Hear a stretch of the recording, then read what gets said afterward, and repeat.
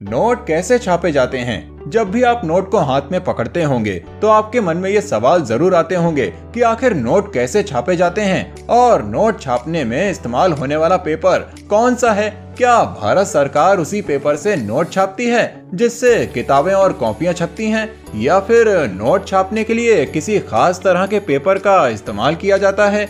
इन सवालों के अलावा एक सवाल और आपके मन में आता होगा कि भारत में नोट छापने का काम आरबीआई करती है या फिर भारत सरकार। तो आइए जानते हैं इन्हीं सवालों के जवाब।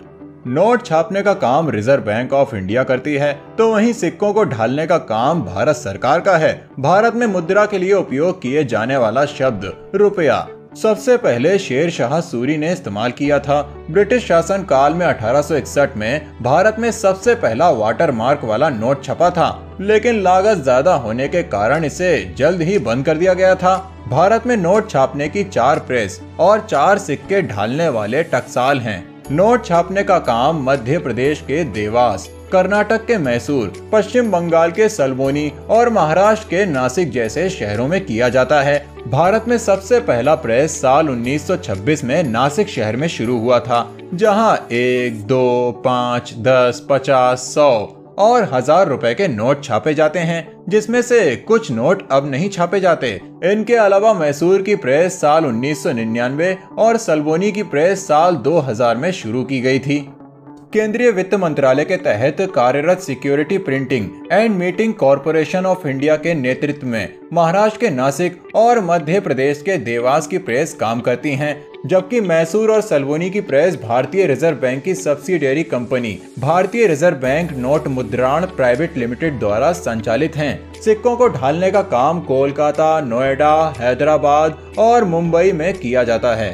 नोट छापने में 2 चीजों का इस्तेमाल किया जाता है, पहला कॉटन से बने कागज और दूसरा स्याही। नोट छापने के लिए मामूली स्याही नहीं बल्कि विशेष स्याही का इस्तेमाल किया जाता है। नोट छापने में इस्तेमाल किए जाने वाले कागज का उत्पादन भारत ही करता है, लेकिन भारत अपनी जरूरत का कागज ब्रिटेन और जर्मनी से इंपोर्ट करता है। नोट छापने में इस्तेमाल किए जाने वाली ऑक्साइड स्याही मध्य प्रदेश के ही देवास की बैंक नोट प्रेस में ही बनाई जाती है। सिक्किम में स्विस फर्म यूनिट की स्पाइका में नोट में उभरी हुई सतह की छपाई में इस्तेमाल होने वाली स्याही बनाई जाती है।